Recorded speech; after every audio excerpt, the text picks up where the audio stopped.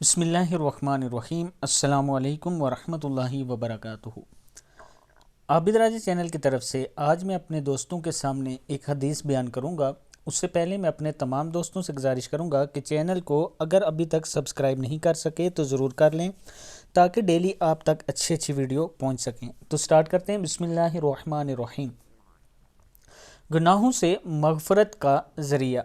حضرت انس بن مالک رضی اللہ تعالیٰ عنہ سے روایت ہے کہ حضور اکرم صلی اللہ علیہ وسلم نے فرمایا، جو شخص روزانہ 10 مرتبہ بسم اللہ ولا حول ولا قوت الا باللہ العلی العظیم پڑھے گا، اس کے تمام گناہ معاف کر دیے جائیں گے اور وہ نئے بچے کی طرح گناہوں سے پاک ہو جائے گا۔